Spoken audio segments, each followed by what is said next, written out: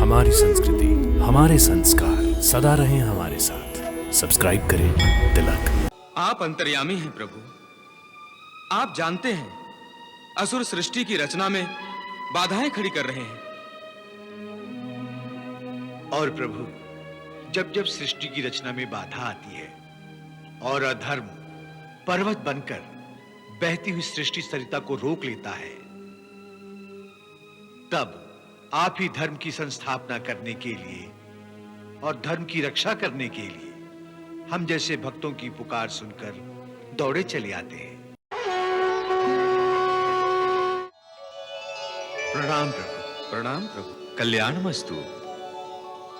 हे ब्रह्मा जी, हे देवेंद्र, आप सभी यहां? सब कुशल मंगल तो है?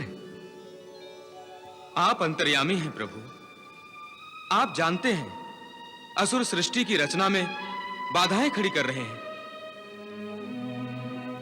और प्रभु, जब जब सृष्टि की रचना में बाधा आती है और अधर्म पर्वत बनकर बहती हुई सृष्टि सरिता को रोक लेता है,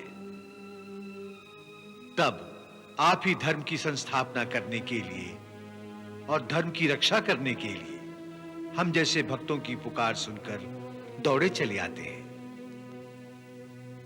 हे आदि पुरुष, देवताओं का प्रादुर्भाव सृष्टि के विकास के लिए ही हुआ है, परंतु इन असुरों के कारण देवताओं का होना न होना एक समान हो गया है।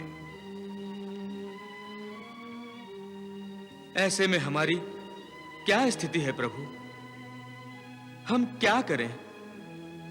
हमारा मार्गदर्शन कीजिए प्रभु। हे ब्रह्मा जी, ये सृष्टि तो परब्रह्म की श्वास निश्वास है।